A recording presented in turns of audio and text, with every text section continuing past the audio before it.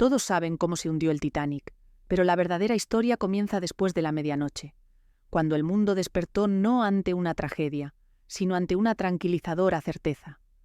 Los primeros titulares afirmaban que el barco seguía a flote y que todos los pasajeros estaban a salvo. Entonces, ¿cómo se difundieron estos informes reconfortantes mientras el Carpathia luchaba a través de mares helados y silenciosos por radio con cientos de supervivientes medio congelados a bordo? Las primeras chispas salieron a la noche como ráfagas codificadas, CQD y luego SOS, alcanzando radios de barcos que mantenían guardias erráticas y estaciones costeras que captaban fragmentos entre estática. Los mensajes saltaban de un relevo al siguiente, distorsionados por el clima y la distancia. Algunos barcos oyeron a un transatlántico golpeando hielo. Otros copiaron coordenadas que no coincidían. A través del Atlántico, los operadores registraban lo que podían, luego perdían la señal, luego la captaban de nuevo, ninguno seguro de qué piezas encajaban juntas. Al amanecer, el mosaico parecía un barco en apuros en algún lugar del Atlántico Norte, pero aún no una catástrofe. Por cierto, si te apasionan estas historias de poder, dinero y legado, aquí descubrirás documentales sobre imperios familiares, fortunas ocultas y los secretos que marcaron el rumbo del mundo. Suscríbete y cada semana exploraremos juntos cómo el dinero construyó y destruyó grandes dinastías. Volvamos al tema. Horas más tarde, el público vio titulares que iban en todas direcciones. Las ediciones tempranas hablaban de líneas de remolque y un casco dañado bajo control. Las hojas de la tarde publicaban una versión más segura, pasajeros transferidos, ninguna vida en riesgo. Las prensas vespertinas contradecían ambas, informando de botes en el mar y llamadas de auxilio. Algunos periódicos llevaban diseños con titulares confiados que decían que todos estaban salvados, junto a columnas que matizaban la afirmación 3 párrafos más abajo. Los editores llenaban huecos con frases cautelosas, mientras los tipógrafos bloqueaban páginas. Luego las abrían cuando llegaban nuevos cables. Entre ediciones, los hechos cambiaban minuto a minuto. La tecnología detrás de la historia iba rezagada respecto a la urgencia. Los equipos inalámbricos de 1912 fluctuaban en frecuencia y dependían de operadores que igualaban tonos de oído. La estática de las tormentas primaverales enmascaraba transmisores débiles. Ninguna regla exigía que los barcos mantuvieran radios con personal durante la noche, así que muchos equipos permanecían en silencio mientras las señales se desvanecían. Los mensajes que llegaban a estaciones costeras enfrentaban entonces otro cuello de botella. Líneas telegráficas ya cargadas con negocios rutinarios. Los empleados hacían cola con despachos, leían copias apresuradas e introducían errores al registrar nombres y números para la prensa. Dentro de las salas de redacción, los escritorios se apilaban con trozos de papel. Los editores de ciudad enviaban corredores a oficinas de cables y agentes navieros. Los editores nocturnos discutían si detener la prensa, cambiar un titular o esperar la siguiente actualización. Durante las horas pequeñas, los teléfonos sonaban sin pausa, mientras los reporteros llamaban a compañías navieras, consulados y oficinas rivales. La confusión crecía porque la misma casa de cables podía llevar tanto un boletín optimista como uno sombrío, dependiendo de qué relevo llegara primero.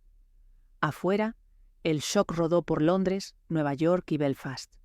Los viajeros encontraban kioscos con carteles contradictorios en la misma hoja. En Belfast, los trabajadores del astillero hacían pausas para actualizaciones sobre un barco ligado a su ciudad. El distrito financiero de Nueva York veía Teletipo atascarse, luego avanzar entrecortado con notas sobre un transatlántico y una corrida en acciones de seguros. Los periódicos de Londres sacaban extras y las multitudes se reunían para leer, luego discutir, luego esperar de nuevo. En medio del ruido, una señal clara sí se abrió paso desde el norte de las principales rutas de cable. Un operador inalámbrico, de 21 años, trabajando en una estación de Terranova, escuchó tráfico de socorro débil y reunió las piezas de que el transatlántico había enviado su posición y que barcos de rescate se dirigían a la escena. Sus notas insinuaban problemas graves mucho antes de que existiera cualquier lista oficial. Sin embargo, las oficinas costeras dudaban en afirmar lo que él ya creía. A medida que pasaban las horas, la incertidumbre daba paso al temor. Las familias que aceptaron las primeras líneas optimistas ahora las encontraban reemplazadas por boletines sobre botes salvavidas en agua helada. Las compañías navieras notificaban a aseguradores, recalculaban exposición y preparaban declaraciones que decían poco, pero señalaban preocupación. Los mercados se preparaban mientras las acciones navieras se volvían volátiles y los aseguradores marinos agregaban suscriptores a nuevos negocios. Para cuando los cables más claros llegaron a los escritorios que importaban, emergió un patrón: sin remolque, sin barco en espera y botes salvavidas sin contabilizar. La escala de pérdida comenzó a resolverse, no como un solo anuncio, sino como un conjunto desgarrador de posibilidades, cada una peor que la anterior. La historia cruzó de confusión a consecuencia, y el mundo ajustó su voz de esperanzada a silenciada. La primera llamada aterriza en la sala de radio del Carpathia después de medianoche. Una mezcla de CQD y el más nuevo SOS con coordenadas y una nota contundente de hielo. El capitán Arthur Rostron no espera confirmación. Ordena velocidad máxima, gira el barco hacia el borde noroeste de los grandes bancos y comienza una lista de verificación que empuja cada sistema más allá de su comodidad. El vapor se desvía de calefacción a motores. La tripulación fuera de servicio es llamada. Los vigías se duplican. El timonel recibe un coro que se enhebra a través de aguas conocidas por témpanos en esta temporada. El aire nocturno se aprieta alrededor de las cubiertas, mientras el barco corre. El mar arroja hielo flotante y témpanos dispersos a través de su camino. Los motores responden más allá de su velocidad nominal, válvulas temblando mientras los ingenieros abren aceleradores más anchos de lo que recomiendan los manuales. Rostron coloca vigías extras en la proa y alas del puente.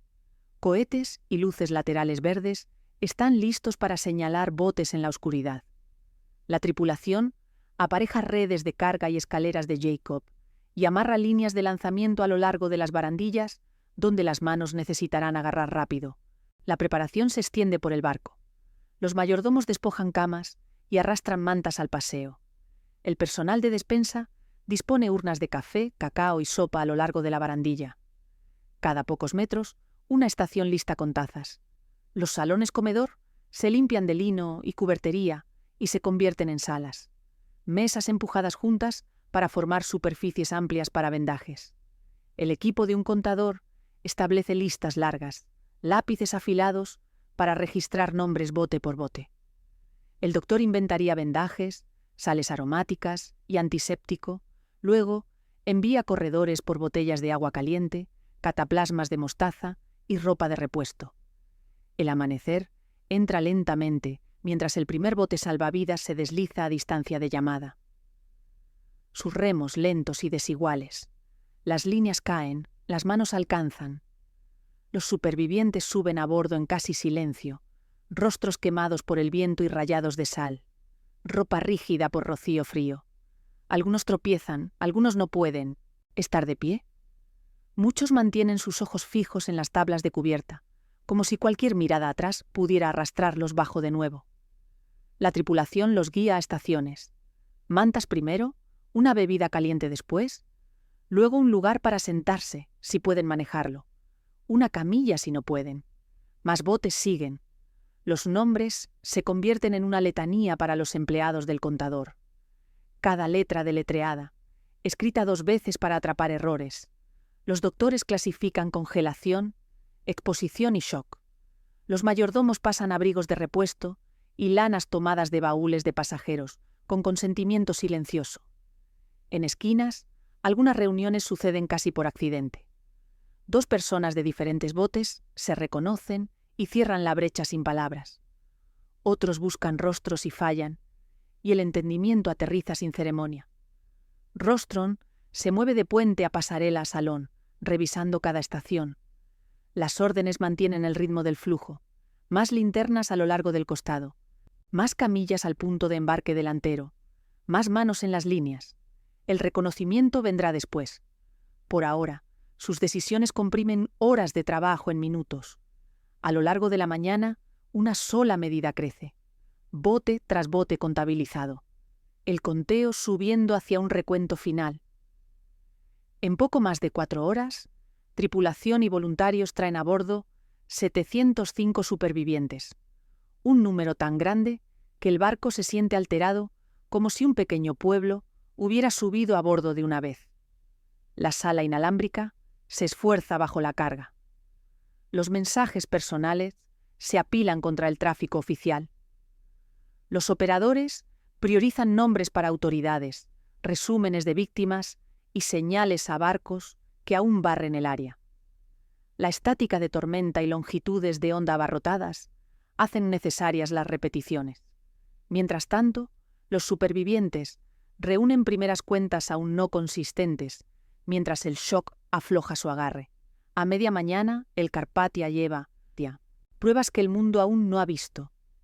En cubierta y abajo, las noticias se resuelven en rostros, listas y espacios vacíos donde deberían estar los nombres. El barco gira al oeste con un peso de información que solo él puede entregar. La lluvia se pliega sobre el puerto de Nueva York el 18 de abril, mientras el Carpathia pasa los barcos faro exteriores y se mueve bajo una nube baja. Suena su silbato en llamadas cortas y contenidas. La costa responde con un borrón de bocinas y una masa de paraguas a lo largo de los muelles. Los transbordadores están inactivos, los remolcadores flotan y la gente trepa techos y escaleras de incendios para una línea de visión. Los pilotos del puerto guían el barco a lo largo de un canal espeso con embarcaciones pequeñas, cada una tratando de acercarse más. La ciudad espera en un silencio húmedo que se rompe cada vez que un mástil o chimenea aparece a través de la niebla. La escala en tierra es nueva. Las líneas policiales se doblan y se reinician a medida que más personas empujan hacia el agua. Oficiales montados enhebran huecos que se cierran de nuevo tan pronto como pasan. Los reporteros se apiñan más cerca con libretas y cámaras de metal, llamando a cualquiera encubierta que mire hacia arriba. Las lanchas de noticias se acercan y gritan a través de megáfonos, pero la tripulación en las barandillas mantiene sus ojos en las líneas y escaleras. Las autoridades del puerto retienen botes privados que intentan seguir el ritmo del transatlántico. Incluso con orden impuesta, los muelles se sienten como una prensa de preguntas, sin lugar donde aterrizar. Antes de que alguien pise tierra, el Carpathia hace una breve parada en el muelle de White Star Line. Los cabrestantes se elevan y se balancean. Y entonces, la primera confirmación pesada y simple de pérdida viene sobre el costado. Los botes salvavidas del Titanic, abollados y mojados, se depositan en el muelle. Los hombres en el muelle cuentan y marcan números, mientras los fotógrafos apuntan a los nombres de los botes. Es la primera prueba física que muchos en la ciudad ven. La descarga corre rápidamente, casi sin palabras, mientras las líneas se sueltan de nuevo para el movimiento al muelle 54 de Cunard. El acercamiento final trae la escena a foco. Las ambulancias alinean la calle en una fila ordenada, motores haciendo tic. Doctores y enfermeras están listos con camillas. Dentro del cobertizo, familias y amigos escanean las puertas interiores, labios moviéndose mientras ensayan nombres. Los periodistas sostienen sus lápices en el mismo ángulo, esperando que una puerta se abra. Cuando el barco se asegura, una ola de sonido se eleva y luego cae, como si la multitud se diera cuenta de una vez que el ruido no hará la lista de nombres más larga. En cubierta, los supervivientes avanzan en mantas y abrigos prestados, zapatos atados con cordel, rostros marcados por frío y falta de sueño. Algunos miran al suelo, estabilizándose a lo largo de la pasarela. Otros buscan los rostros masivos en el muelle y luego se detienen, inseguros de dónde mirar a continuación. La tripulación los ayuda a cruzar la brecha y entrar al cobertizo donde catres, bancos y mesas pequeñas se convierten en estaciones para nombres, direcciones y destinos. El orden compite con el desorden. Los oficiales intentan separar casos médicos de aquellos aptos para caminar. Los empleados verifican ortografías y preguntan por parientes más cercanos. Los voluntarios reparten café caliente, pan y un cambio de ropa. Los traductores se mueven de familia a familia en varios idiomas. Un cuadro de pared comienza a llenarse con nombres, y la gente lo rodea tan apretadamente que la policía tiene que despejar carriles cada pocos minutos. La oficina inalámbrica principal de la ciudad recibe más de 10.000 solicitudes de telegramas en una noche. Suficiente para ahogar el sistema hasta que se corta el acceso para mensajes públicos. Grupos de ayuda, trabajadores de la Cruz Roja, organizadores de casas de asentamiento, comités de iglesia ofrecen habitaciones, boletos de tren y escoltas. Hay reuniones que terminan en abrazos rápidos y una carrera hacia las salidas. Hay partidas sin nadie al lado, un paso silencioso hacia un carruaje alquilado o una caminata hacia un auto esperando con la manta mantenida alrededor de los hombros. Para cuando las luces dentro del cobertizo arden tarde, queda claro que el muelle solo puede satisfacer necesidades inmediatas. Las preguntas que siguen alcanzan más allá de cualquier muelle y ya se están formando. Fuera del muelle 54, los nombres comienzan a gotear, pero durante los días que siguieron, las familias lejos del paseo marítimo vivieron en un estado que se sentía estirado hasta el límite. Nueva York despertaba cada mañana con rumores estancados. Las ediciones tempranas de Londres contradecían sus tardías. En Southampton, donde las familias de la tripulación se agrupaban por vecindario, el silencio en ciertas calles decía más que cualquier titular. La gente intentaba leer significado en la ausencia de actualizaciones, contando horas desde el último telegrama y llegando a nada en lo que pudieran confiar. Las multitudes se formaban cada vez que podía aparecer una hoja de papel. Los tableros de boletines de periódicos dibujaban líneas que envolvían esquinas. Las oficinas de telégrafos se llenaban de clientes que llenaban formularios y esperaban contra la pared, observando el lápiz de un empleado rascar a través de pilas. Fuera de las ventanas de las compañías navieras, los empleados pegaban listas frescas junto a las más antiguas y comenzaban a quedarse sin espacio. Cada nueva hoja llamaba la atención sobre los huecos. Nombres que deberían haber estado allí y no estaban, o nombres que aparecían con una ortografía que no coincidía con la memoria de una familia. Las primeras listas llevaban errores que se multiplicaban a medida que se movían. Los empleados leían mal la escritura apresurada. Los operadores confundían un apellido con otro sobre estática y código. Algunos periódicos publicaban composiciones que mezclaban duplicados y convertían dos personas en una. Los hogares sentían el vaivén. Un nombre impreso generaba alivio. Una corrección en la siguiente edición lo quitaba. En algunos barrios, los vecinos iban de puerta en puerta con páginas dobladas, ofreciendo buenas noticias que no duraban hasta el anochecer. Los detalles humanos se destacaban porque se repetían en cada ciudad. Los padres venían con fotografías y se paraban cerca de puertas de oficinas, listos para sostener una imagen contra cualquier lista. Los cónyuges desgastaban un camino a través del mismo parche de pavimento, acercándose cuando subía una nueva hoja, retrocediendo cuando los nombres no cambiaban. Los niños observaban a los adultos leer. Luego, hacían las mismas preguntas otra vez, tratando de aprender un patrón en la forma en que se agregaban los nombres. Las redes telegráficas se doblaban bajo la demanda.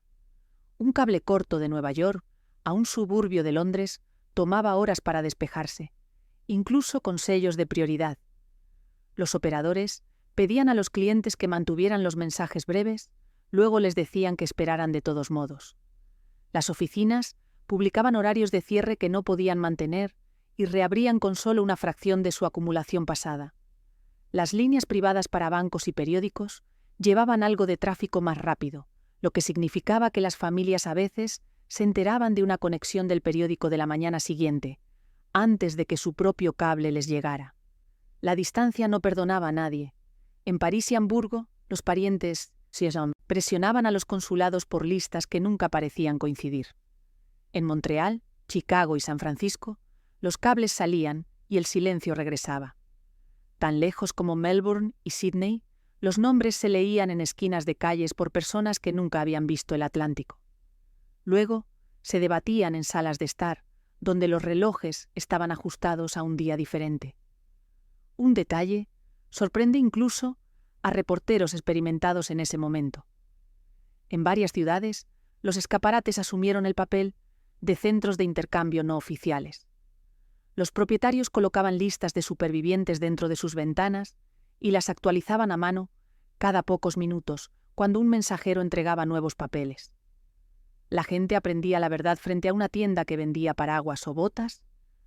Luego caminaba a casa, llevando el mismo artículo que habían venido a comprar.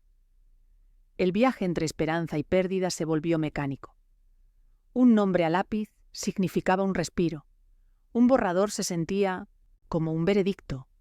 Los centros comunitarios, iglesias y ayuntamientos mantenían sus luces encendidas, servían té y café, y disponían mantas en salas laterales donde los parientes intentaban dormir con abrigos.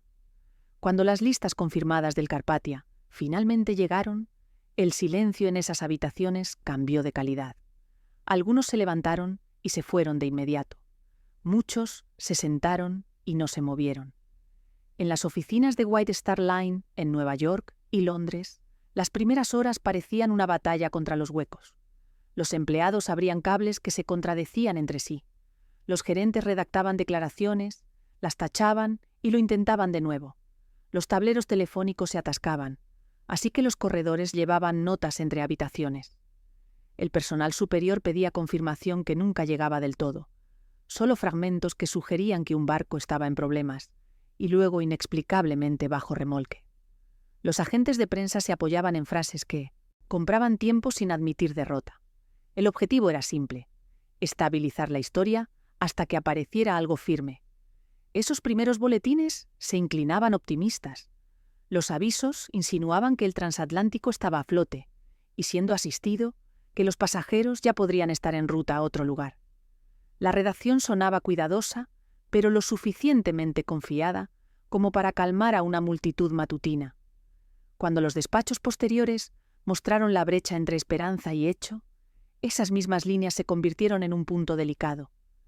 Los lectores las vieron como prueba de que la compañía había elegido tranquilidad sobre precisión, y la crítica se quedó. En Nueva York, la oficina misma se convirtió en un escenario. Afuera, una multitud se reunió que creció hora tras hora, en capas con familias, reporteros y transeúntes atraídos por el ruido. La policía formó un cordón suelto. Desde las ventanas arriba, los empleados publicaban nombres de supervivientes que cambiaban demasiado lento para satisfacer a nadie. Adentro, el personal mantenía sus cabezas bajas y sus respuestas cortas. No tenían una lista definitiva, y cada actualización arriesgaba a deshacer la última. Los ejecutivos se enfocaban en la reputación tanto como en los hechos. Los telegramas salían con lenguaje medido, evitando culpa o especulación. Se les dijo a los empleados que no dijeran nada más allá de las líneas oficiales. El asesor legal sopesaba cada oración. La compañía buscaba parecer informada y en control, incluso cuando sus propias notas internas mostraban incertidumbre.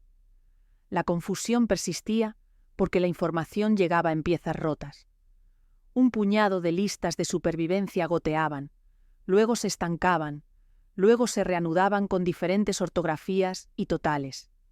Algunas eran de segunda mano, enrutadas a través de múltiples oficinas antes de aterrizar en un escritorio en Nueva York. Los editores exigían nombres por minuto. La compañía dudaba por temor a agravar errores, pero no podía permanecer en silencio sin parecer indiferente. Un detalle alimentó el estado de ánimo en la puerta. El presidente de White Star, J. Bruce Ismay, estaba entre los rescatados. La noticia de su supervivencia llegó a la ciudad cuando el Carpathia se acercaba al puerto. Llegó retraído y protegido por personal que evitaba la prensa.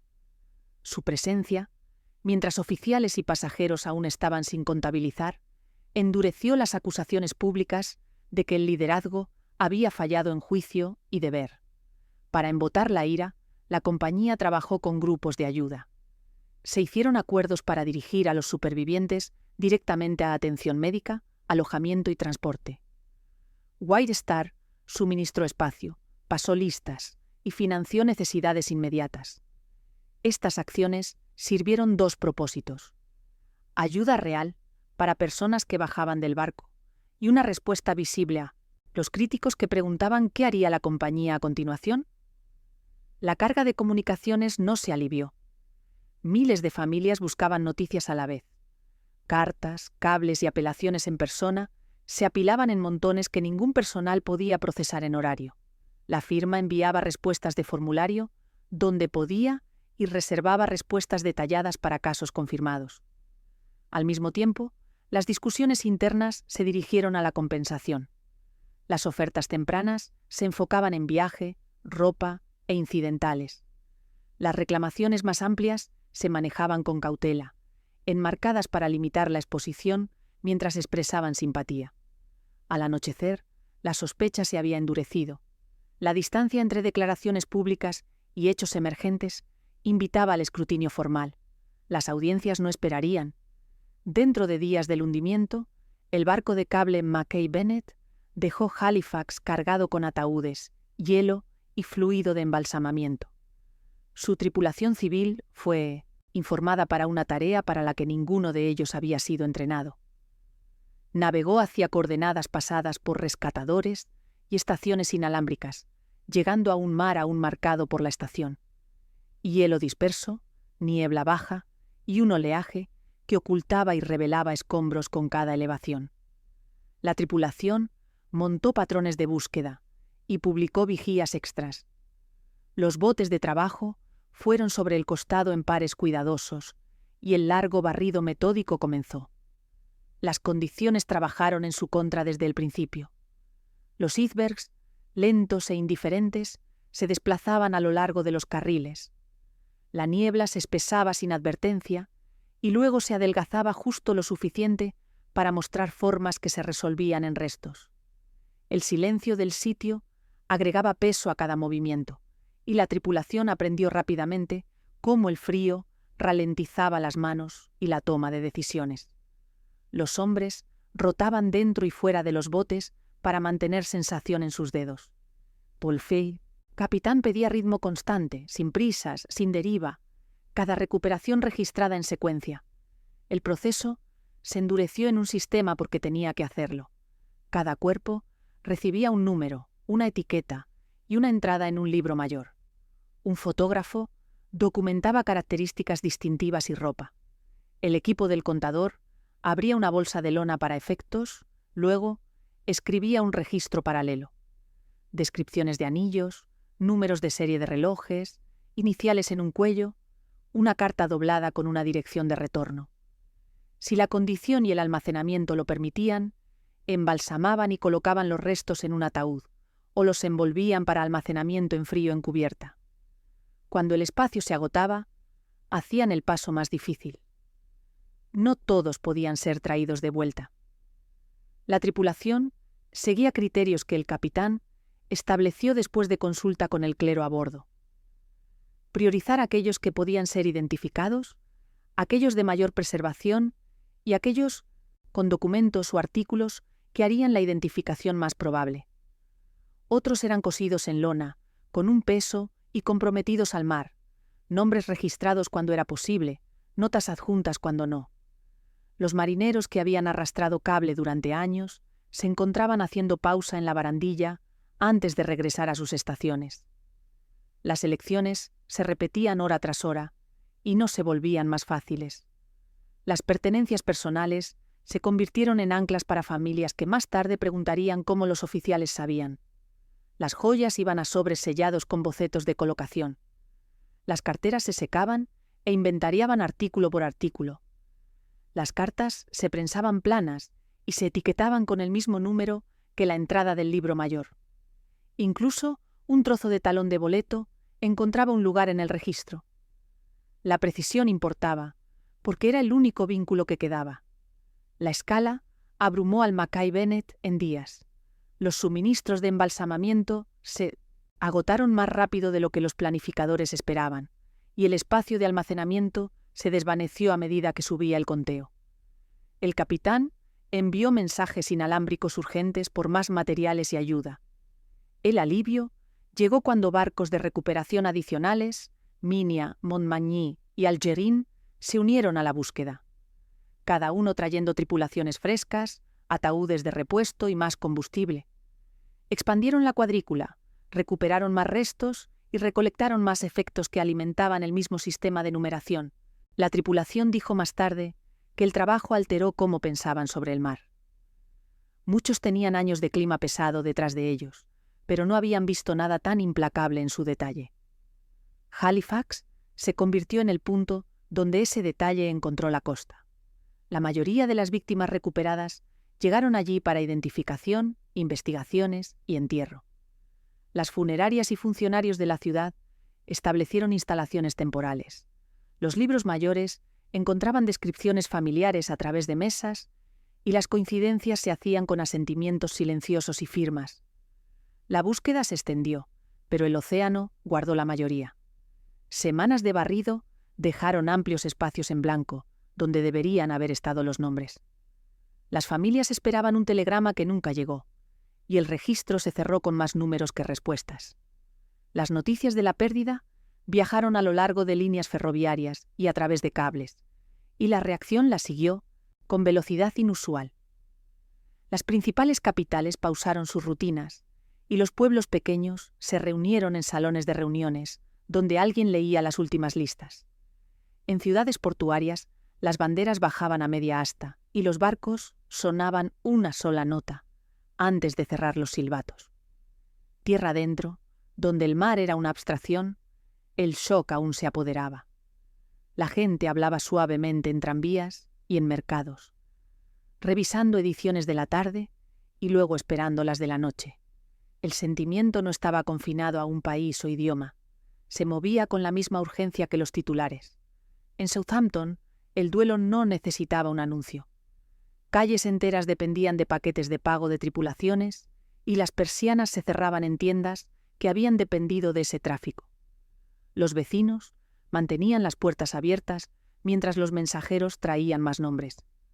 Las escuelas dejaban ir a los niños temprano y las parroquias colocaban sillas extras para familias que necesitaban un lugar para sentarse juntas. La ausencia de pasos en horarios de turno hacía la escala clara. Donde los hombres habían caminado a los muelles cada mañana, solo había silencio y la mancha de polvo frío cerca del bordillo. A través de ciudades y pueblos, los servicios conmemorativos llenaban iglesias, sinagogas y salones comunitarios. El clero ajustaba horarios para acomodar ciclo tras ciclo de reuniones, algunos para víctimas nombradas, algunos para los desconocidos. Los músicos tocaban sin notas de programa, y los coros se quedaban con himnos familiares para que las congregaciones pudieran unirse sin ensayo. En un salón alquilado en un distrito, los voluntarios colocaban una mesa larga, con tinta y libros mayores para que los dolientes pudieran escribir los nombres que querían leer. Las velas se quemaban hasta tocones antes de que alguien pensara en reemplazarlas. La gente lejos de la lista de pasajeros aún sentía un tirón. El barco había sido presentado al mundo como un emblema de la artesanía moderna y su pérdida cortó a través de distancia y clase. Los trabajadores de oficina dejaban las plumas al mismo minuto cada día esa semana. Los pisos de fábrica pausaban las máquinas por un tramo de silencio. Los teatros atenuaban las luces de la casa entre actos. Los barcos en el mar marcaban la hora con campanas y una nota al registro. Incluso sin parientes a bordo, muchos decían que el evento los hizo pensar sobre la delgada línea entre confianza y riesgo. Las centrales telefónicas registraban un aumento para el que no se habían preparado. Los operadores en varias ciudades reportaron volúmenes récord de llamadas de larga distancia, mientras la gente contactaba a padres, hermanos y amigos sin otro propósito que decir que estaban pensando en ellos. Algunos mantenían las líneas abiertas más tiempo de lo que la política permitía. Luego se disculpaban con el siguiente llamante y pedían paciencia. Los cables mismos llevaban una especie de vigilia. El duelo tomó una forma local. Los periódicos publicaban bordes negros alrededor de las páginas e imprimían poemas enviados por lectores. Las plazas públicas se llenaban sin permisos, mientras la gente llegaba después del trabajo y se quedaba, sin hablar mucho, solo ocupando espacio juntos. En algunos barrios, los impresores vendían pequeñas tarjetas de recuerdo con fechas y el nombre del barco. En otros, aparecían inscripciones de tiza en pavimentos fuera de puertas de muelles. Las familias adineradas organizaban servicios privados en propiedades con unos pocos invitados y carruajes esperando discretamente. Los vecindarios de clase trabajadora se apoyaban en la calle abierta y la sala trasera del pub, donde se iniciaban colectas para familias con renta vencida y ningún salario llegando. Debajo del luto se sentaba un problema que ningún servicio podía resolver. Muchos luchaban con la idea de que un buque tan admirado por su construcción pudiera fallar tan completamente en una sola noche. El lenguaje de seguridad y progreso se sentía más delgado. La gente preguntaba si las reglas habían mantenido el ritmo de la escala y si la confianza en la maquinaria había reemplazado la precaución. Esa pregunta se quedó mientras las flores se marchitaban y las multitudes se adelgazaban, y no se detenía en el duelo por los muertos. Se ampliaba en duda sobre las afirmaciones que habían llenado anuncios y discursos. El sentido de invencibilidad retrocedía y con él la forma en que los viajeros pensaban sobre el océano.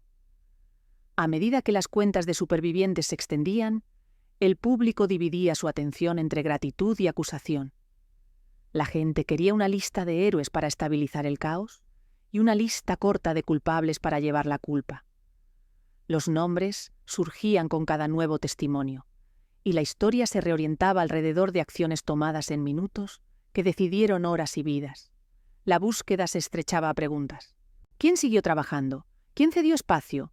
¿Quién esperó? ¿Y quién fue primero? El operador inalámbrico, jefe Jack Phillips, atrajo admiración temprana. Los informes sostenían que se quedó en su equipo mucho después de que la esperanza de que durara la energía se había adelgazado, enviando llamadas que atrajeron barcos hacia las coordenadas. Se convirtió en un símbolo de deber, la mano invisible detrás de cada motor que respondía y cada luz de búsqueda encendida en el horizonte. Junto a él, otros tripulantes y mayordomos ganaron reconocimiento silencioso por mover personas hacia botes, repetir instrucciones y regalar ropa a aquellos que llegaban a cubiertas abiertas con poco más que ropa de noche. Las cuentas también destacaban pasajeros y oficiales que asumieron roles más grandes que sus títulos. Algunos organizaron líneas en estaciones de botes y ayudaron a asegurar eslingas.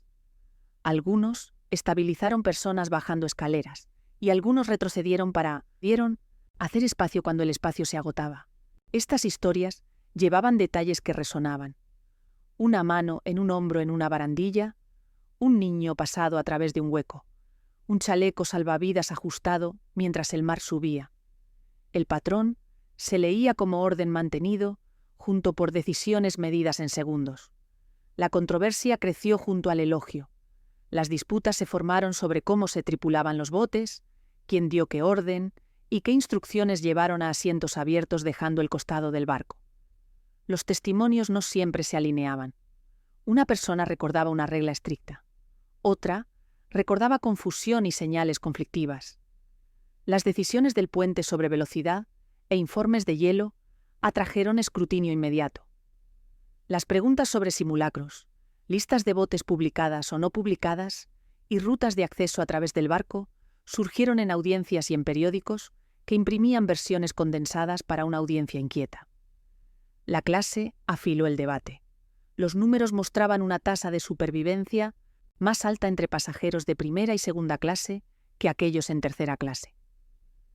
Los lectores se apoderaron de lo que eso implicaba: acceso a cubiertas, barreras de idioma, pasajes cerrados o abarrotados y la ventaja de proximidad a estaciones de botes salvavidas. La ira se extendió más allá de la aritmética. Apuntaba a un sistema que parecía favorecer a aquellos más cercanos a las barandillas y las voces de los oficiales. Luego vino un detalle que cambió la temperatura de la conversación. Algunos supervivientes testificaron que ciertos botes salvavidas se fueron con muchos lugares vacíos. La afirmación aterrizó duro porque sugería pérdida prevenible. Se movió rápidamente de rumor a un punto central, tanto en argumento público como en investigación formal.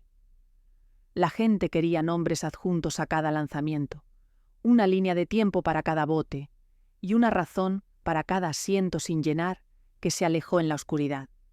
La atención se dirigió a oficiales vinculados a botes específicos.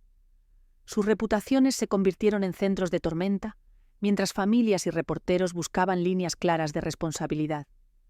Cada decisión tomada en frío y casi silencio, cuándo bajar, si regresar, cuántos tomar, fue revisitada en la calma de una sala de comité y juzgada por personas con tiempo para pensar.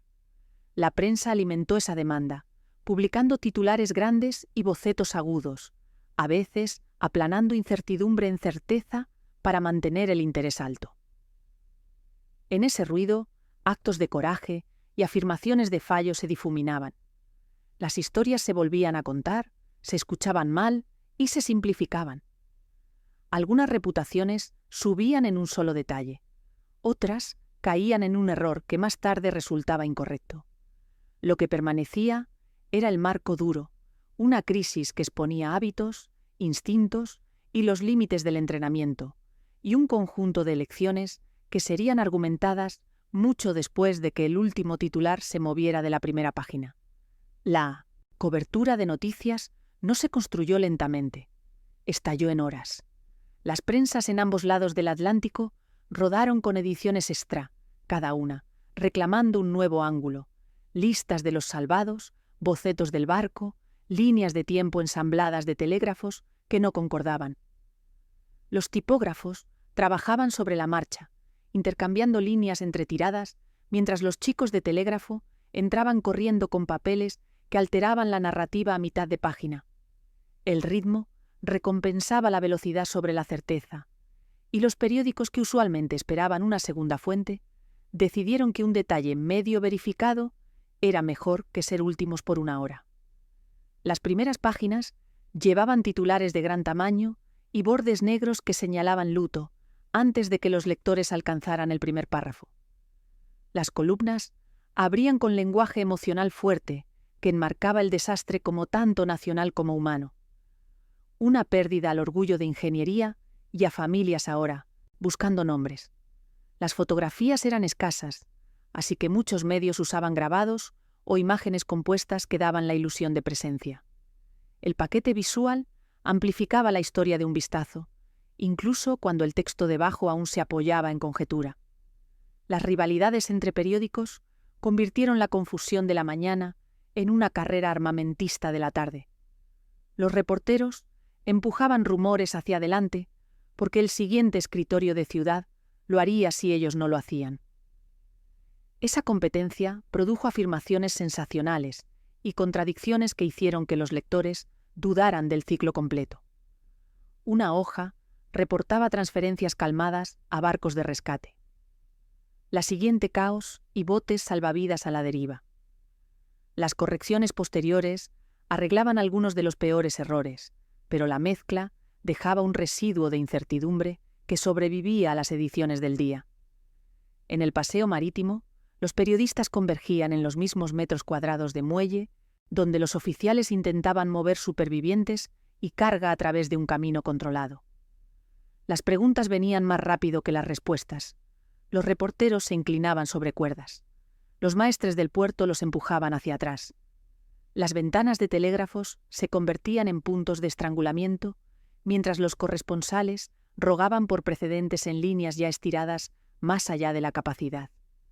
Algunas oficinas publicaban carteles limitando tráfico no esencial, solo para enfrentar multitudes de corresponsales, prometiendo exclusivas si se les daban 5 minutos en la tecla. El público consumía la inundación como teatro comunal. Los cantineros leían en voz alta mientras los clientes mantenían el conteo con lápices en posavasos.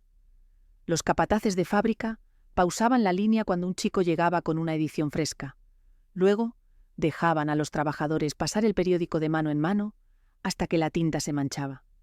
En estaciones de tren, plataformas, enteras se inclinaban hacia un solo lector con voz fuerte.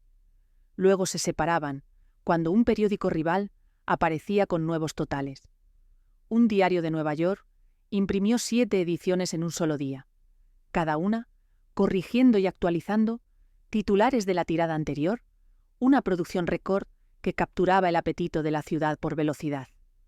Las páginas de opinión cambiaban rápidamente de simpatía a argumento. Los editoriales cuestionaban cómo dinero, elecciones de diseño y política corporativa se intersectaban con la seguridad. Algunos preguntaban si una búsqueda de prestigio moldeaba decisiones sobre velocidad y equipo. Otros presionaban por estándares que limitarían la discreción en el mar. Estas piezas no esperaban audiencias. Construían un marco que muchos lectores adoptaban antes de que los oficiales juramentaran un solo testigo. Los caricaturistas reducían fallos complicados a imágenes marcadas y memorables. Proas fracturadas, ángeles sobre agua oscura, botes salvavidas dibujados con amplios espacios blancos, donde debería haber estado la gente. Su trabajo fijaba temas en la mente pública sin una línea de copia, y esos temas regresaban en discursos y reuniones a lo largo de la semana. Las cartas se vertían en salas de redacción, algunas recontando casi accidentes paralelos, otras exigiendo reformas. Los clubes y sótanos de iglesias organizaban charlas donde la gente debatía clase, riesgo y el alcance de las máquinas modernas. Para el fin de semana, la prensa se había sentado en una tesis simple y contundente. Esta fue una tragedia evitable. Esa línea se convirtió en presión sobre ministros, reguladores y propietarios de barcos, y se apretó a medida que las investigaciones formales entraban en vista.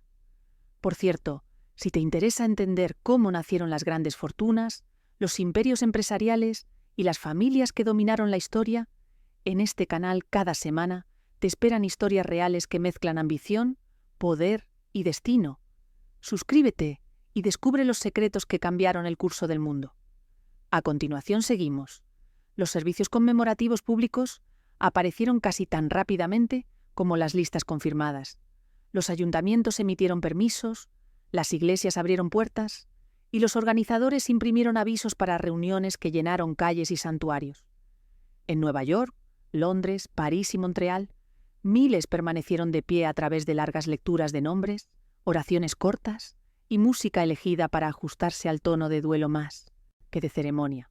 Las procesiones se formaban sin discursos al frente, solo una banda, un tambor de paso y una ruta constante pasando edificios cívicos donde las banderas ya colgaban bajas. Las comunidades con pérdidas concentradas establecieron la escala.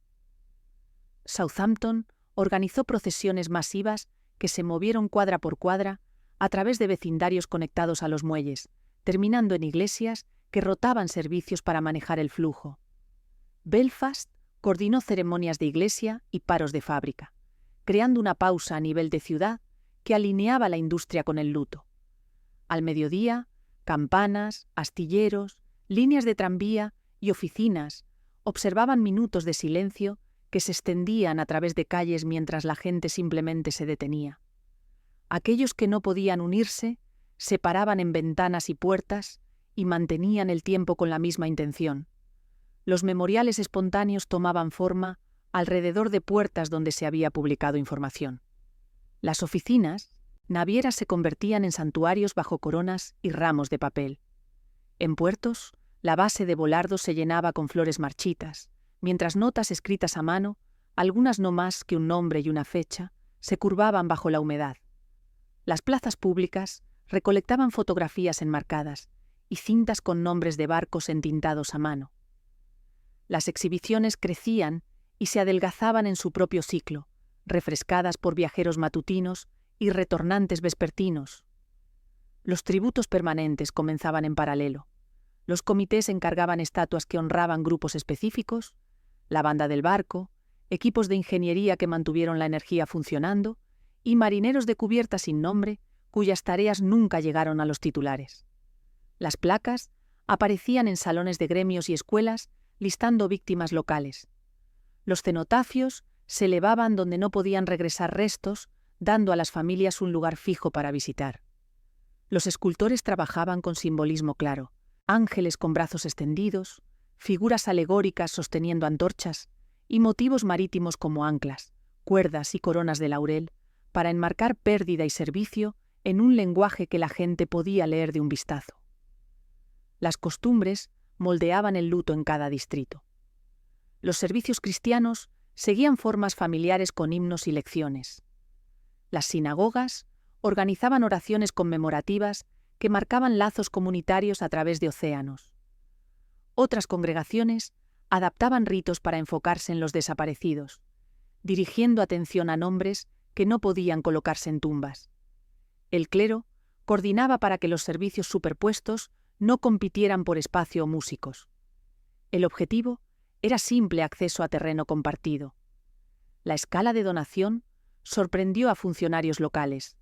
Los fondos para memoriales se extendieron tan ampliamente que más de 100 iniciativas separadas se lanzaron en meses. Los líderes de la ciudad formaron comités para ordenar propuestas, prevenir proyectos duplicados y dirigir dinero hacia obras que pudieran construirse y mantenerse. Las notas de reuniones muestran debates cuidadosos sobre ubicación, inscripciones y mantenimiento continuo, una señal temprana de que la memoria requeriría gestión además de sentimiento. Los símbolos llevaban el mensaje más allá de la ceremonia. Los diseñadores favorecían líneas náuticas y verticales fuertes para sugerir resistencia. Los tallados en relieve de botes salvavidas aparecían junto a versos elegidos por contención más que drama. Incluso, la elección de piedra, granito para permanencia, mármol para ternura, señalaba intención. Los nombres se organizaban por lista o calle, atando el recuerdo público al mapa diario de cada pueblo. El luto se movía a la rutina diaria. Los brazaletes negros aparecían en conductores de tranvía y empleados de tiendas. Cuadras enteras observaban días de comercio silencioso. Las escuelas dirigían reflexiones cortas en la asamblea matutina. Para familias sin tumba, el duelo privado se sentaba junto a marcadores públicos, un hueco que hacía que los cenotafios y placas llevaran peso extra. Esos memoriales tempranos fijaron el evento en su lugar, dando a generaciones posteriores una ruta a través de la ciudad que pasaba fechas, nombres y el registro simple de lo que se había perdido. El Senado se movió más rápido de lo que nadie esperaba. Dentro de días de que los supervivientes pisaran el muelle 54, los comités se reunieron y votaron para abrir una investigación. Ese ritmo era inusual para la era, cuando las investigaciones a menudo tomaban semanas para organizarse. Se organizaron trenes especiales, se aseguraron habitaciones, los empleados prepararon equipos de estenografía y convocaron testigos antes de que los barcos pudieran zarpar o las memorias pudieran dispersarse a través del país. Washington quería un registro mientras los detalles aún estaban frescos y el público aún estaba escuchando. El senador William Alden Smith se adelantó al esfuerzo. Presionó por citaciones inmediatas y una lista de testigos que iba desde oficiales superiores hasta mayordomos, desde constructores de barcos y agentes hasta operadores inalámbricos. Su objetivo era tiempo y proximidad, hablar con la gente antes de que se dispersaran, comparar cuentas mientras las contradicciones aún podían probarse y construir una línea de tiempo coherente que coincidiera con señales, órdenes y el movimiento de cada bote salvavidas. Mantuvo sesiones largas y el alcance amplio, presionando por factores técnicos y humanos en el mismo aliento. Las salas de audiencias se llenaban temprano cada mañana. Los supervivientes se sentaban junto a la tripulación en ropa prestada. Los periodistas alineaban las paredes con libretas abiertas, pasando notas a corredores que llevaban actualizaciones a editores en espera. Los miembros del público hacían cola por asientos, dispuestos a estar de pie por horas para escuchar testimonio entregado sin filtros de titulares. El sonido de la sala cambiaba con cada testigo, silencioso para procedimiento, tenso para verificaciones cruzadas, inquieto cuando las respuestas se desviaban hacia especulación o huecos de memoria. El interrogatorio corría duro en los problemas centrales.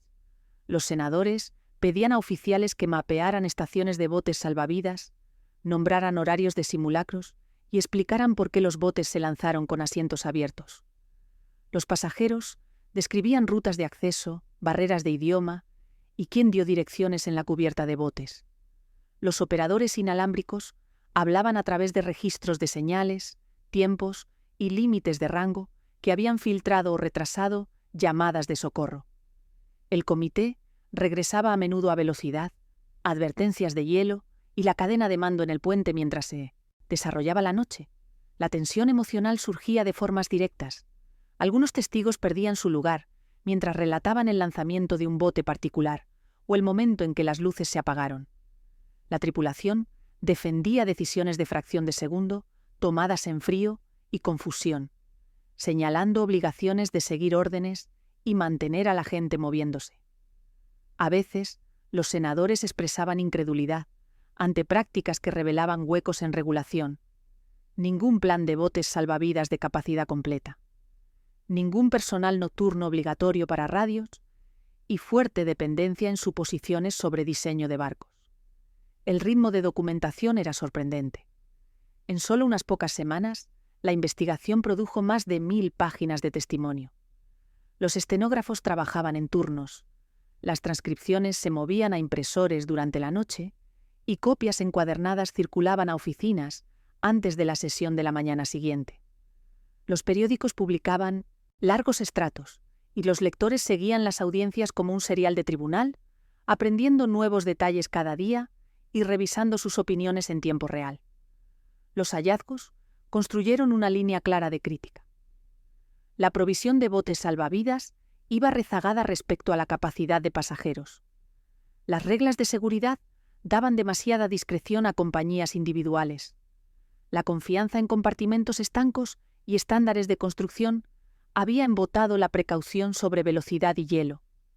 Los protocolos y cobertura inalámbricos eran inconsistentes, dejando al azar decidir qué mensajes pasaban.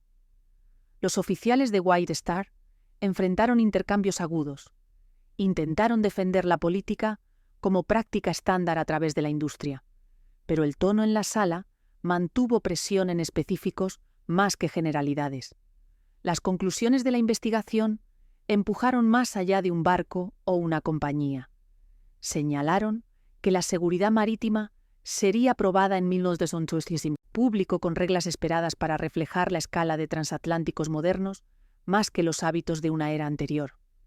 Gran Bretaña se movió rápidamente para montar su propia investigación, estableciendo una corte formal de investigación bajo Lord Mersey. Su tarea no era montar un espectáculo, era producir un registro autoritativo que pudiera resistir escrutinio técnico. Desde el inicio, los oficiales diseñaron el proceso para ser exhaustivo. Dieron aviso a partes interesadas, aseguraron documentos de compañías navieras y establecieron reglas para evidencia para que el registro se sostuviera a través de la industria.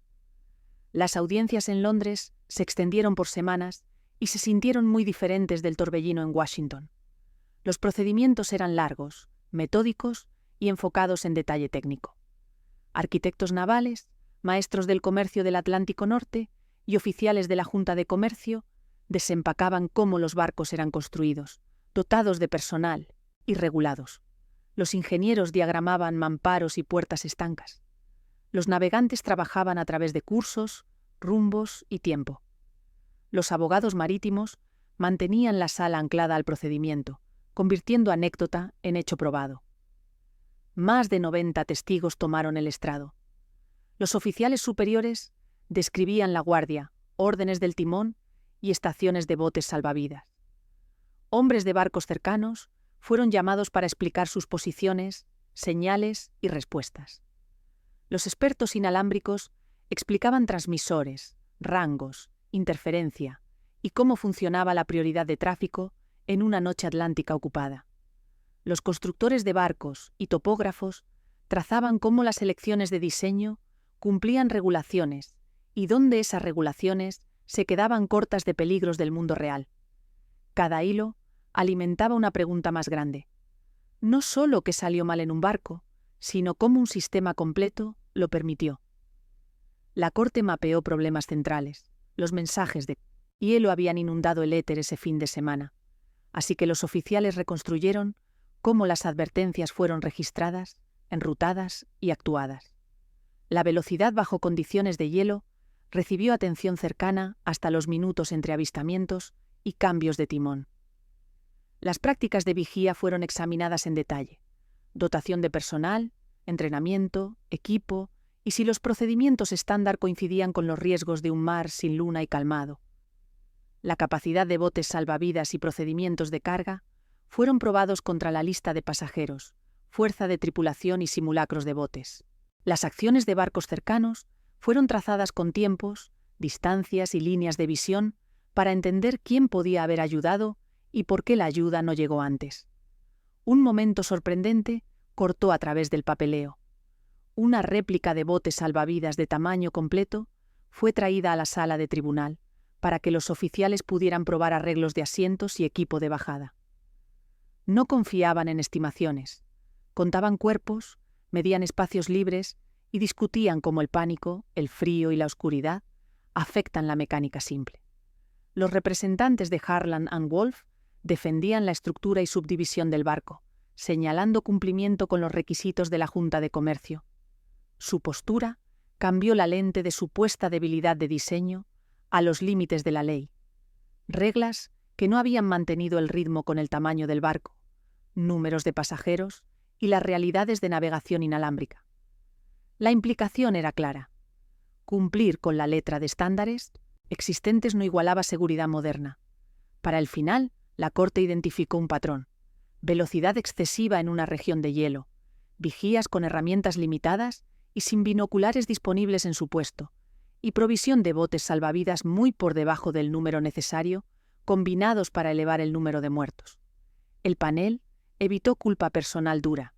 En cambio, subrayó fallos sistémicos, regulaciones obsoletas, aplicación desigual y procedimientos que favorecían confianza sobre precaución.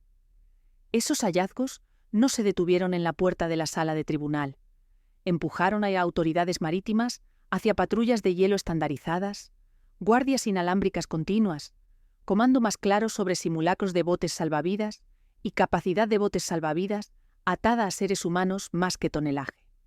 La investigación dio a gobiernos un plan para reforma y señaló a propietarios de barcos que la era de estándares voluntarios había terminado.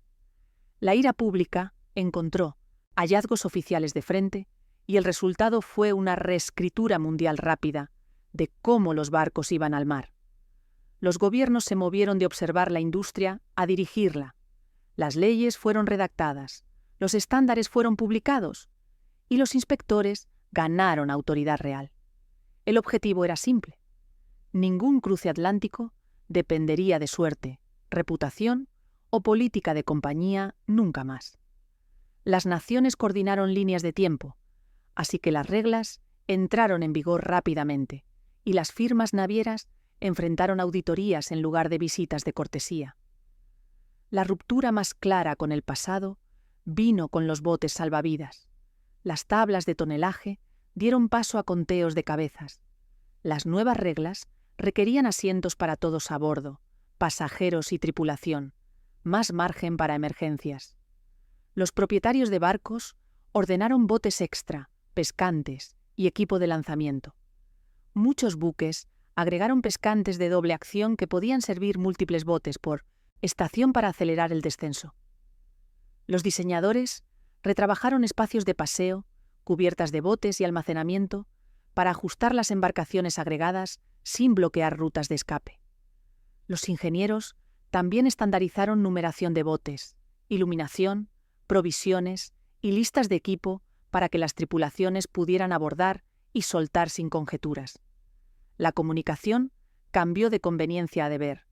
Las guardias inalámbricas continuas se volvieron obligatorias, respaldadas por horarios de guardia, piezas de repuesto y redundancias de energía. Los barcos tenían que llevar operadores calificados con autoridad clara durante emergencias, y el tráfico de socorro tomaba prioridad a todas horas. Las estaciones costeras coordinaban frecuencias, y las compañías instalaban mejores antenas para aumentar el alcance. La congestión estática y las señales perdidas, problemas que una vez dependían del juicio del operador, ahora tenían procedimientos que reducían el error humano. El hielo se convirtió en una responsabilidad compartida. En 1914, las principales naciones marítimas crearon una patrulla internacional para trazar campos de témpanos, graficar deriva estacional y transmitir límites diarios al tráfico en el Atlántico Norte. Los cortadores de la marina y más tarde las aeronaves inspeccionaban el paquete y transmitían posiciones a barcos a través de boletines programados. Los capitanes ajustaban cursos y altitudes de riesgo según estos avisos, tratando los informes de hielo como directivas operacionales más que sugerencias. Un resultado se destacó por encima del resto. El mismo año vio el primer Tratado Global sobre Seguridad en el Mar, una convención que recolectó estas reglas en ley internacional vinculante. Estableció estándares para aparatos salvavidas, guardias inalámbricas, iluminación de emergencia, simulacros y subdivisión de casco, y creó un proceso para actualizar requisitos a medida que la tecnología cambiaba. Ese marco se convirtió en la línea base para cada revisión que siguió, y aún ancla la Ley de Seguridad Marítima. El entrenamiento y los simulacros alcanzaron al equipo. Las tripulaciones practicaban concentraciones, manejo de botes y listas de estaciones en un horario regular. Los informes de pasajeros aparecían en tableros de avisos y en carpetas de cabina. Los ingenieros probaban puertas estancas, generadores de emergencia y bombas bajo supervisión. Las compañías emitían listas de verificación para secuencias de abandono de barco, y los capitanes registraban cada simulacro para inspectores. El control de incendios y las rutinas de colisión se aclararon junto a pasos de evacuación. Reconociendo que múltiples fallos a menudo llegaban juntos, las rutas también cambiaron. Las pistas transatlánticas se movieron al sur durante meses de hielo pesado, aumentando distancia pero bajando exposición. Las líneas establecieron puntos de ruta estacionales y actualizaron planes de viaje usando informes de patrulla y datos de enrutamiento meteorológico. Los capitanes reducían velocidad en visibilidad pobre, cerca de límites de hielo conocidos, y publicaban vigías extras. Los equipos de puente atenuaban luces, ajustaban políticas de puertas estancas y mantenían registros de timón más apretados en zonas de riesgo, incrustando precaución en la práctica diaria. Los pasajeros cambiaron el mercado. Los compradores de pasajes preguntaban sobre conteos de botes salvavidas, políticas de simulacros, cobertura inalámbrica y personal médico. Los folletos comenzaron a listar características de seguridad, junto a comedores y salones de fumadores. El lujo se vendía solo cuando se emparejaba con salvaguardas claras, y las compañías aprendieron que la confianza dependía de prueba. Desde equipo hasta entrenamiento, desde rutas hasta ley, las lecciones se endurecieron en reglas que sobrevivieron a los titulares y siguieron trabajando cada vez que un barco despejaba el puerto. Bajar del barco de rescate no terminó la prueba. Los supervivientes caminaron hacia un nuevo tipo de lucha. Insomnio, ira repentina y huecos en la memoria que hacían que las rutinas ordinarias se sintieran desconocidas. Algunos pasaron días sin trabajo porque no podían enfrentar multitudes o ruido. Otros cambiaron piernas de mar por bancos de clínica respondiendo preguntas sobre apetito, dolores de cabeza y nervios para los que los doctores aún no tenían nombres. Las familias intentaban ayudar con comidas extra y habitaciones de repuesto, pero el silencio en la noche traía los peores momentos de vuelta con claridad inquietante. Mucho antes de que alguien usara el término trastorno de estrés postraumático, los síntomas estaban allí. La gente describía despertar empapada en sudor, después de revivir silbatos, gritos y la inclinación de una cubierta que no dejaba de moverse en sus mentes. La culpa del superviviente ponía tareas simples en el borde: vestirse, escuchar una tetera hervir, pararse cerca de agua corriente. Muchos evitaban puertos por completo. Algunos cambiaban rutas a través de sus propios vecindarios para esquivar puentes de río o terminales de ferry. Unos pocos encontraban alivio en rutinas estrictas, caminatas vespertinas a la misma hora, diarios que rastreaban malas noches y horarios de trabajo que no dejaban tiempo ocioso para que la memoria regresara. Los supervivientes de clase trabajadora enfrentaban un borde más agudo. La tripulación e inmigrantes perdieron herramientas, uniformes, documentos y ahorros con el barco. Los salarios se detuvieron cuando el viaje terminó y la necesidad repentina de ropa nueva, alojamiento e identificación drenó lo poco que les quedaba. Los empleadores eran cautelosos de contratar marineros que se estremecían ante alarmas. Los mayordomos y fogoneros intentaban trabajos de ferrocarril y fábrica, pero las horas irregulares y la maquinaria ruidosa despertaban flashbacks. Las familias inmigrantes que habían contado con entrada rápida a nuevos trabajos tenían que empezar de nada, presentando papeles por baúles perdidos y suplicando por ayuda de emergencia mientras aprendían sistemas de ciudades conocidos. Los supervivientes más ricos llevaban cargas diferentes. Sus nombres aparecían en columnas y audiencias y los círculos sociales se volvían tensos. Las invitaciones a cena venían con pruebas no dichas. ¿Quién había subido a un bote temprano? ¿Quién había discutido en un pescante? ¿Quién había retrocedido? Incluso aquellos despejados por cuentas oficiales se sentían observados. Algunos se quedaban en casas de campo por meses, evitando clubes y hoteles donde las preguntas persistían. La filantropía se convirtió en una forma de reparación. Las donaciones a fondos de ayuda, hospitales y hogares de marineros significaban restablecer reputaciones tanto como ayudar. No todos hablaban. Algunos supervivientes daban conferencias y presionaban por simulacros y reglas inalámbricas. Otros rechazaban entrevistas por completo. El silencio actuaba como armadura. Los nombres cambiaban en tarjetas de negocios. Las familias se mudaban a través de ciudades u océanos para dejar el evento atrás. Aún así, unos pocos se convirtieron en símbolos de resistencia de una manera que nunca pidieron ser. Una mujer sobrevivió al Titanic, el hundimiento del barco Hospital Britannique y una colisión separada en el mar. Y los periódicos comenzaron a llamarla la insumergible, una etiqueta que atraía multitudes cada vez que viajaba o trabajaba. Los niños llevaban las sombras más largas. Muchos crecieron cautelosos del sueño, temerosos de golpes fuertes o fijados en rutas de escape en teatros y escuelas. Las carreras seguían la huella: enfermería, ingeniería, inspección de seguridad o, en algunos casos, trabajo marítimo tomado como una forma de dominar el miedo. Los hermanos que compartieron un bote salvavidas tendían a permanecer cerca de por vida y formaban hábitos que duraban. Bolsas empacadas junto a la puerta, ahorros escondidos donde podían agarrarse con prisa. Los supervivientes se reunían de nuevo en servicios conmemorativos y aniversarios. Escribían boletines pequeños, intercambiaban direcciones y formaban apoyo que parecía familia extendida.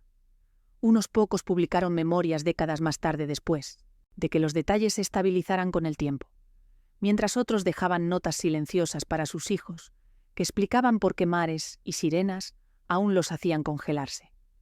Sus cuentas hicieron más que llenar archivos. Moldearon cómo el público entendía riesgo, deber y azar en una noche oceánica fría, y mantuvieron la escala humana del desastre al alcance para aquellos que nunca verían el Atlántico Norte. Las noticias del hundimiento no solo aturdieron a familias, sacudió hojas de balance a través del comercio del Atlántico Norte. Las firmas de barcos de vapor, corredores y agentes portuarios pausaron horarios y revisaron exposición. Los libros de carga se adelgazaron mientras los cargadores retenían carga para confirmación de nuevas reglas de seguridad. Las tarifas de fletamento tambaleaban.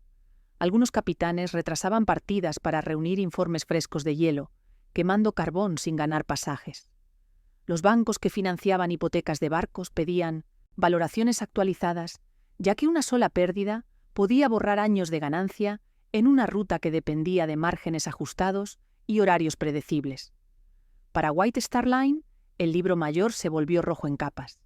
El valor del barco se desvaneció con el casco, pero las pérdidas no se detuvieron allí. Los manifiestos de carga incluían bienes finos destinados a tiendas departamentales, piezas de maquinaria atadas a contratos de entrega y perecederos que no podían reemplazarse rápidamente. Los ingresos por correo, un flujo constante atado a acuerdos gubernamentales, se detuvieron de inmediato, y las penalidades por no cumplimiento siguieron. Los costos legales crecieron semana tras semana, mientras llegaban reclamaciones de familias, propietarios de carga y representantes de tripulación. Las compensaciones de seguros ayudaban, pero deducibles, defensa legal y daño reputacional mantenían el efectivo fluyendo hacia afuera más rápido de lo que entraba. El comercio sintió la ruptura en más lugares que los muelles. Los comerciantes que esperaban inventario de primavera enfrentaban estantes vacíos y pagaban primas para reemplazar existencias con aviso corto. Los pedidos de fábrica se estancaban cuando componentes en el Titanic fallaban en llegar, forzando horas extra más tarde, para ponerse al día. La ausencia de inmigrantes tenía sus propias ondas económicas. Los empleadores, en ciudades americanas y canadienses, habían contado con nueva mano de obra para llenar molinos, cuadrillas de vías y cocinas. Cuando cientos nunca aparecieron, los capataces retrasaban proyectos o pagaban tarifas más altas para atraer trabajadores de otros pueblos. Los aseguradores se movieron de riesgo rutinario a triaje. Los suscriptores habían extendido pólizas a través de casco, maquinaria, carga y responsabilidad. Pero la escala de una pérdida a través de todas las líneas tensó reservas. Las primas para transatlánticos grandes subieron, y las cláusulas alrededor de navegación de hielo, guardias inalámbricas y equipo de botes salvavidas se apretaron. Los topógrafos exigían más documentación antes de renovación. Los reaseguradores recalculaban exposición a flotas con múltiples barcos grandes, cautelosos de pérdidas correlacionadas cuando las firmas construían buques a diseños similares y los corrían en las mismas rutas en la misma estación. Los inversores observaban acciones navieras oscilar mientras el mercado cuestionaba la economía de supertransatlánticos. Estos barcos entregaban prestigio y cabinas de boletos altos. Sin embargo, requerían capital pesado, búnkeres de carbón profundos y tripulaciones grandes. Los astilleros, construyendo barcos hermanos, enfrentaban preguntas incómodas de juntas sobre horarios de entrega y revisiones de diseño, ya que un retraso significaba costos de interés sin ingresos tempranos. Las compañías ya delgadas en efectivo posponían reacondicionamientos en buques más viejos para conservar fondos para retrofits de seguridad en buques insignia. En medio de la incertidumbre, un detalle se destacó. El comercio en Lloyd's de Londres pausó cuando la primera ola de informes golpeó porque los suscriptores no podían fijar precio a la exposición total hasta que los hechos se asentaran. Esa parada rara señaló que tan lejos se había extendido el shock financiero más allá de cualquier firma única. Mientras tanto, las comunidades inmigrantes soportaban costos que ninguna póliza cubría. Las familias que habían vendido propiedad por boletos perdieron no solo parientes, sino sus planes de ahorros. Los fondos de ayuda ayudaban con renta y comida. Sin embargo, planes para remesas y aperturas de tiendas pequeñas se evaporaban. El cumplimiento llevaba una nueva etiqueta de precio. Las compañías compraban botes salvavidas y pescantes extras, mejoraban salas inalámbricas, contrataban más operadores y agregaban estándares de guardia. Reorganizaban espacio de cubierta, cortaban en paseos y enviaban barcos a astilleros para ajustes que los apartaban de viajes de ganancia. Los folletos también cambiaban. El equipo de seguridad, políticas de simulacros y dotación médica tomaban espacio una vez reservado para listas de comedor. Las reservas regresaban solo cuando los pasajeros veían prueba más que promesas. Con el tiempo, los contadores aprendieron una lección dura. Una sola noche en el mar podía imponer costos que resonaban a través de contratos, primas y precios de acciones por años, y forzó a una industria a aceptar regulación como parte de mantenerse solvente. La calamidad se movió de la primera página al escenario más rápido que la mayoría de eventos de la era. Dentro de semanas, artistas y escritores trataban el hundimiento como material compartido, no noticias distantes. Los impresores de calle vendían hojas sueltas con grabados de madera crudos. Los periódicos publicaban elegías junto a tablas de mareas. Los editores asignaban memorias serializadas de supervivientes, cada entrega atrayendo cartas de lectores que sentían que ahora conocían las voces detrás de los nombres. Las escuelas de arte programaban exhibiciones rápidas de bocetos y acuarelas que intentaban dar sentido a un barco encontrando hielo en una noche quieta. Y los llantos editores apresuraban volúmenes delgados que mezclaban reportaje con comentario moral. Los periódicos y revistas hacían más que reportar. Curaban un lenguaje común para el duelo. Los ilustradores repetían motivos, cubiertas inclinadas, cohetes elevándose hacia un campo de estrellas, la lámpara de popa de un bote salvavidas desvaneciéndose en agua oscura. Los poetas llenaban suplementos dominicales con estrofas sobre deber, arrogancia y despedida, mientras escritores de plantilla moldeaban cuentas de supervivientes en narrativas semanales que dejaban que las audiencias siguieran a una persona, no una lista de pasajeros. Estas historias daban al público una línea de tiempo, y justo tan importante, personajes para recordar. También establecían expectativas sobre qué había sucedido realmente antes de que los investigadores asentaran el registro. El teatro recogió ese guión inmediatamente. Los gerentes reservaban dramatizaciones que prometían detalles de primera mano y planos de cubierta exactos. Algunas producciones se enfocaban en contención, escenas silenciadas de órdenes pasadas, el zumbido de un equipo inalámbrico, el ritmo de remos en un mar frío. Otras se inclinaban hacia el espectáculo con bombas, plataformas inclinadas y telones de fondo de hielo pintados que se agrietaban bajo luces de escenario. Las audiencias venían a comparar cuentas y a sopesar valentía contra rumor. Las compañías de gira llevaban estas versiones de grandes ciudades a salones pequeños, así que la misma noche podía sentirse como tanto una lección cívica como entretenimiento. Los productores de cine se movieron incluso más rápido. Cortometrajes y largometrajes silentes aparecieron en 1912 usando miniaturas, tanques de escenario e intertítulos para guiar a espectadores a través de colisiones, llamadas de auxilio y escenas de partida reconstruidas de memoria. Un lanzamiento temprano echó a un superviviente real como su protagonista solo, semanas después del desastre, convirtiendo experiencia vivida en actuación y atrayendo multitudes que querían proximidad al evento mismo. La velocidad del medio y su alcance a través de barreras de idioma hicieron la historia global de una manera que el teatro no podía igualar. Los salones de música y las iglesias encontraban terreno común en canciones conmemorativas. Las baladas nombraban barcos, bandas y capitanes, luego se resolvían en estribillos aptos para canto público. Los arreglos de himnos alcanzaban congregaciones que raramente leían las noticias extranjeras, pero reconocían pérdida y deber. Las partituras se vendían rápidamente. Los maestros las usaban para lecciones que doblaban como recuerdo.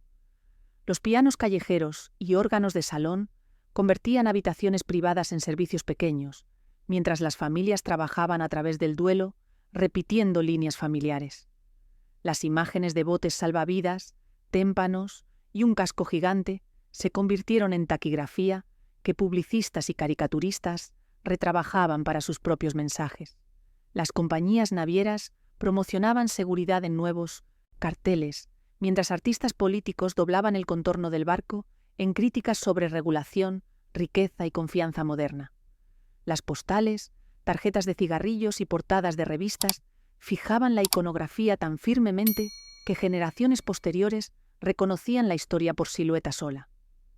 Estos dispositivos viajaban fácilmente a través del correo, multiplicando la narrativa en cajones y cajas de zapatos ordinarios. Los retratos tempranos también establecían patrones que se quedaban. El heroísmo y el sacrificio tomaban el escenario central, mientras los límites de clase y puertas cerradas ganaban peso simbólico sin importar si los detalles coincidían con hallazgos oficiales. Los sermones, recitaciones escolares y conferencias de clubes plegaban esos temas en lecciones morales sobre prudencia y responsabilidad. Cuando los historiadores más tarde corrigieron errores, la versión popular mantuvo su pie porque la gente ya la había ensayado en voz alta, cantado y actuado. Esa persistencia aseguró que el hundimiento permaneciera en la cultura pública, no como una fecha distante, sino como un punto de referencia vivo al que artistas y audiencias regresaban cada vez que necesitaban hablar sobre riesgo, progreso y el costo de estar equivocado en el mar. Mientras los primeros informes viajaban a través de cables y primeras páginas, la historia comenzó a recoger escombros, rumores, conjeturas y explicaciones sobresimplificadas. La cobertura temprana necesitaba certeza antes de que los investigadores pudieran proveerla. Así que los titulares e ilustraciones llenaban los huecos. Esos huecos se endurecían en creencias que se pegaban al desastre por décadas. La gente Repetía lo que sonaba razonable, lo que se sentía satisfactorio y lo que coincidía con el tono moral del momento. Con el naufragio fuera de alcance, el mundo convertía memorias en mapas y las trataba como coordenadas. Toma la palabra insumergible. Antes del viaje, algunos folletos y revistas comerciales usaban lenguaje cuidadoso sobre compartimentos estancos y construcción moderna. Después de la pérdida, la palabra perdió todos sus calificadores. Los periódicos y discursos públicos le daban letras mayúsculas y peso moral, convirtiendo un alarde de marketing en una afirmación de seguridad absoluta. La frase funcionaba porque parecía capturar la confianza del siglo XX temprano en la tecnología. También proporcionaba una lección fácil. El orgullo encontró hielo y el orgullo perdió. Esa claridad hizo la etiqueta difícil de desalojar, incluso cuando las investigaciones y los ingenieros hablaban en términos medidos. Por muchos años, la gente creía que el barco bajó en una pieza. Los testigos oculares observaban desde oscuridad en viento frío a gran distancia y describían lo que pensaban que veían. Sin evidencia física, los oficiales se apoyaban en ese testimonio. La idea de casco único encajaba con expectativas sobre cómo un transatlántico fallaría y evitaba imaginar una ruptura que sugería preguntas estructurales más profundas. El análisis posterior desafiaría esa imagen, pero por una generación la narrativa de una pieza se sostuvo. Otra historia durable afirmaba que los pasajeros de tercera clase fueron retenidos por puertas cerradas. Las tasas de supervivencia sí diferían marcadamente por clase, y ese hecho exigía una explicación. Las puertas cerradas eran una simple. Las investigaciones produjeron una imagen más complicada. Barreras de idioma, rutas confusas, instrucciones retrasadas y menos mayordomos por pasajero en las cubiertas de abajo, todos ralentizaban el movimiento. Las estaciones de botes salvavidas y el entrenamiento se inclinaban hacia espacios de primera y segunda clase, y los puntos de acceso no eran igualmente visibles. El resultado parecía confinamiento deliberado, incluso cuando las causas reales eran desorden y diseño. Otros cuentos se extendían porque encajaban un arco dramático. La gente repetía cuentas de tripulación, ignorando advertencias de hielo, o pasajeros balsando mientras la proa bajaba. Estos detalles hacían buen teatro y copia rápida, pero la evidencia para tales escenas era delgada o de segunda mano. Lo mismo va para la banda sonora de los minutos finales. La idea de que la banda tocó más cerca, Dios mío, de ti, se volvió tan fija en la cultura que algunos supervivientes más tarde admitieron que no podían decir qué tocaban los músicos. La distancia y el ruido abrumaban el oído. El heroísmo y los villanos mal reportados se adjuntaban a nombres. Una orden calmada, dada en una cuenta, se convertía en un comando gritado en otra. Un momento disputado en un pescante definía el legado de una persona más que años de servicio. Las películas tempranas y los espectáculos de escenario convertían esos bocetos en personajes con motivos y arcos, y las audiencias aceptaban los retratos como verdad cuando resonaban con los titulares. Las salas de redacción favorecían narrativas claras, y los reconteos ficticios los tomaban prestados al por mayor, mezclando hecho y actuación hasta que eran difíciles de distinguir. Estos mitos perduraban porque el lecho marino guardaba sus secretos.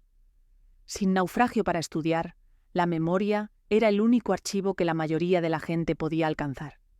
Eso cambiaría cuando las expediciones finalmente regresaran a las coordenadas y trajeran evidencia dura a la superficie del debate. Desde la noche en que el Titanic se deslizó bajo, la gente habló de regresar. Ingenieros, oficiales navales y buscadores de fortuna bosquejaban ideas en servilletas y en diarios, pero las herramientas de 1912 no podían tocar un naufragio descansando más allá de la luz del día y límites de buzo. Aún así, el pensamiento persistía. El barco estaba allá afuera, intacto o roto, esperando a alguien con el método correcto y suficiente dinero para intentar. Si esta historia te ha conmovido, te ha enseñado algo, o simplemente te ha hecho pensar diferente, sobre riesgo, responsabilidad y resistencia humana. No te vayas sin suscribirte. Este canal existe para desentrañar las grandes historias detrás del dinero, el poder y las decisiones que cambiaron el mundo. Cada semana exploramos fortunas construidas, imperios caídos y las lecciones que el pasado tiene para enseñarnos. Dale like si este episodio te pareció valioso. Compártelo con alguien que ame la historia real, la que no se queda en la superficie. Y déjanos en los comentarios qué otras historias te gustaría que investiguemos, porque esto no termina aquí. El próximo capítulo de la historia del dinero, el poder y la ambición humana ya está en camino. Gracias por acompañarnos en este viaje. Nos vemos en el próximo video.